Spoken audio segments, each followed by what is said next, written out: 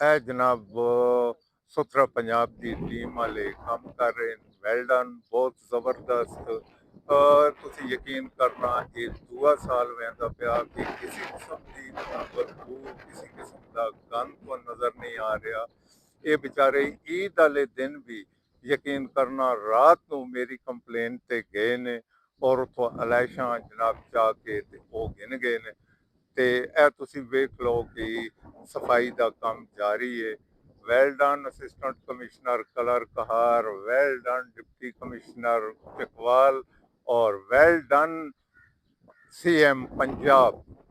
ਜ਼ਬਰਦਸਤ ਕੰਮ ਹੋ ਰਿਹਾ ਜਨਾਬ, ਜ਼ਬਰਦਸਤ ਕੰਮ ਹੋ ਰਿਹਾ। ਇਹ ਤੁਹਾਡੇ ਸਾਹਮਣੇ ਵੇਖ ਲਓ ਕਿ ਅਲਾਇਸ਼ਾਂ ਚਾਹ ਕੇ ਤੇ ਬੰਦਾ ਆ ਰਿਹਾ ਸਾਹਮਣੇ ਤੇ ਜ਼ਬਰਦਸਤ ਕੰਮ ਹੋ ਰਿਹਾ ਜਨਾਬ। ਇਸ ਵਕਤ ਵਿਸ਼ਾਲ ਕਲਾਨ ਪੁਲਿਸ ਚੌਕੀ ਦੇ ਕੋਲ ਖੜੇ ਨੇ। ਇਹ ਤੁਸੀਂ ਵੇਖ ਲਓ ਕਿ ਟਰਾਲੀਆਂ ਵੀ ਇਹਨਾਂ ਕੋਲ ਨੇ ਔਰ ਜ਼ਬਰਦਸਤ ਤਰੀਕੇ ਨਾਲ ਕੰਮ ਕਰ ਰਹੇ ਨੇ।